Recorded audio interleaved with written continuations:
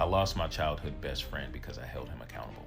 I think the guys that are coming to the defense of with a mindset of, well, I don't know these people, why should I hold them accountable? No one's asking you to seek them out. But what you can do is continue to be an example of a quality individual, and hopefully that shuts that down or at least decreases it. A lot of people ask, like, why don't men hold other men accountable more often and all of that stuff, and correct men, call out men's problematic behavior. But this is a perfect example why men don't do it. Prime example, exhibit number one, why men don't call out their friends. Also, it's a perfect example of why male relationships last so long. And it's solely because men don't call out their friend. So if you don't call out your friend, you can have a relationship with that person forever and ever and ever. But if you do, this happens. I lost my childhood best friend because I held him accountable. So I was hanging out at his apartment. He was living with his girlfriend at the time, and we chilled for a few hours. Um, didn't notice any tension. Didn't really feel like anything was going on. Of course, we're just shooting the shit, and everything seems fine. I went to leave, and as I shut the door and I start walking to my car, I suddenly hear his girlfriend scream out for me, and so I go running back in, bust through the door, and he's on top of her. Of course, I'm trying to process this all in real time. So my immediate response was to grab him, throw him off of her, separate them, defuse the situation. I ask her to pack up her stuff and leave. She leaves, she goes to her friend's house. I sit with him, I talk with him, still in shock at what I just witnessed. That's the first and only time I've ever seen any form of potential DV, anything like that. And I made Real quick, this is exactly why I don't listen to men when they say, not my friend group, none of my friends. Because my reaction to that is, you don't know. You don't know. Y'all barely have real conversations with one another. You ain't clocking the signs of a domestic abuser. You don't talk to her about it. You're not listening to her. You're not looking at her mannerisms. Like, you're not even examining any of that stuff. You're just in the house playing video games, watching sports, drinking beer. Ha ha ha ha. Yeah, that's my buddy. Get up and leave, and then next thing you know, she calling out your name. Like, let's be real. You don't know, man. You don't know. You have no idea what men act like behind closed doors. And that's why that question is so vital. When men get to be in on that, like, oh no, man, but in my friend group, my men don't do that to their women's and all of that stuff. And the question has to be, oh, so you date men? Because how would you know? How would you know what men are saying to their women in the dark of the night? How do you know what men are saying to their women when they pillow talking? How do you know? Like, please.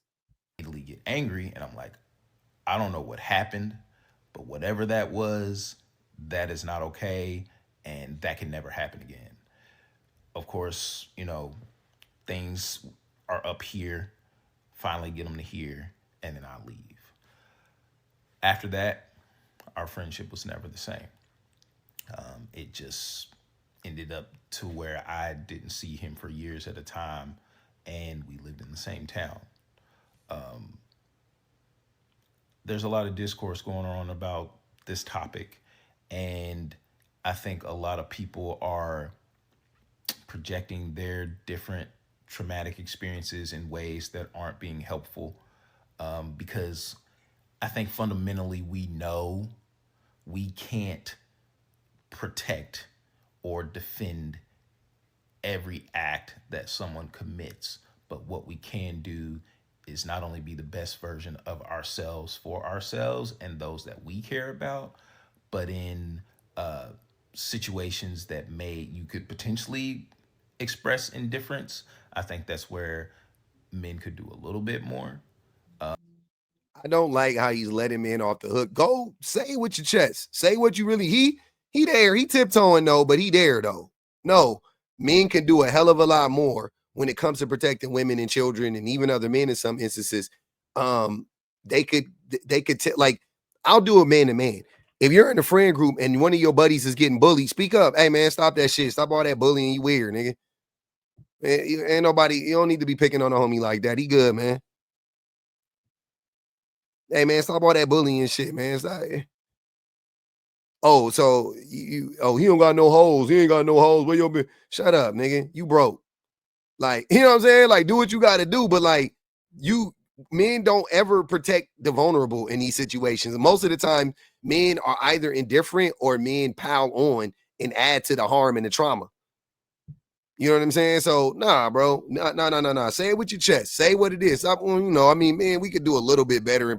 We could do way fucking better. We can do 10,000 times better than what we're doing right now, and it still wouldn't be enough. But we need to do that, though. Like, come on. You gonna say the thing, fam. Difference. I think that's where men could do a little bit more.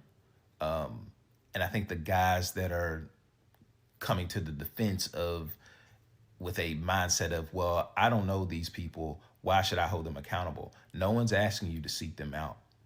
But what you can do is continue to be an example of a quality individual. And hopefully that shuts that down or at least decreases it. You know, we're never going to fully stop these things. But I think there are subtle things that you may thought weren't a big deal that ended up leading to something worse later that you could have prevented. My story being an example of that. I'm sure there will be follow-up questions about her, so I'll just add it at the end of this video. She left very shortly after that, is now happily married, and has found her peace, and I'm proud of her for that. I try to approach conversations like this by remaining in the scope of discussion, which is men. But what I will say in regards to women is when you don't do it, you find yourself in a situation like that, it is always best to leave sooner than later because nothing is most likely ever going to change. You have people that care about you. You have people that will support you. You have people that will help you. They don't. You're kind of contradicting yourself because if we need to step up and protect women better, why do you think that is? Like, what, how can those two things be the same? If there's so many people out here that love these women and are protecting these women and would be able to prevent any further harm being done to these women, then why are there so many women being harmed? Why do we need men to step up more? You said slightly, but you know it's way more. It doesn't, like, I don't know, man. This type of stuff it kind of gets on my nerves, but like I appreciate his story. Don't get me wrong. I respect it and I appreciate it. But come on, fam. We almost there. It's really important for us to tell the whole truth and nothing but the truth.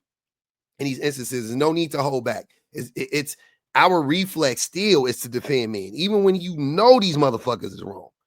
Go there. You're not changing that person. They have to change on their own. So the best thing you can do is protect yourself. Like, yeah, that's why it just spare. Like he had more like sound, more direct advice for women than he did for men. For men, it was like, you know, I mean, we could do a little bit better. Be a better person for the people around you. But for the women, it was like, women, look at me. Leave that man as soon as the first sign. He ain't gonna get no better. And people love you. And like, bro, stop. Stop. We're not doing that. Talk to the men, stay on the men, and be more direct, be more concise, and like really be harder, be tougher. Like, stop coddling these motherfuckers. Like, I get annoyed with that shit because I can't stand coddling grown men. I done whatever amount of coddling I had in me for grown men, it's gone. I ain't got it. Y'all done burnt it all out of me because every time you give a motherfucker an inch, he take a goddamn country mile. Every time you give a man a little, every time you give men a little bit, they gonna take it to they gonna stretch that motherfucker out. Like Cirque du Soleil, they just gonna stretch it out and make it as flexible as possible. That's why I don't give them an inch. I don't budge on nothing. I don't budge on nothing, on none of their points or whatever the case may be. And what I'm saying is in a conversation, yes, I'll be on some like, Okay, cool. Let's assume that that's the case. I won't ever say that they're right necessarily, right? But I'll be like, let's assume that that's the case, and I'll use that to like show them how even if I concede in this instance, their point is still moot or dumb or whatever, right? I'll do that. But when I'm actually like talking to men, like addressing the issues that men contribute to significantly, I don't hold nothing back. And I don't want men to do that either. The men that are in, the men that actually do finally build up the courage to talk about these things, let's not hold back. Let's really, what I'm saying, like drive the nail home. Let's really talk about the thing. Let's really say what it is. We have to use certain language. But as soon as you start doing that hemming and hawing and like, we could do a little bit of skosh, an inkle. No. Men are falling short, way short. Men are not doing the things that men need to do. Men are not safe spaces for women. Men do not protect women. Men are predators. Men are not protectors. Like say the thing. Let's put it out in the cosmos so we can address it. It doesn't help anybody for us to like mask or coddle or anything like that. It doesn't help. It doesn't help the situation. I know men are going to be pissed off at you, and I know you still fear, some retribution from men, or you don't, what I mean? Like you don't want to be called a simp, but they're gonna call you that anyway, bro.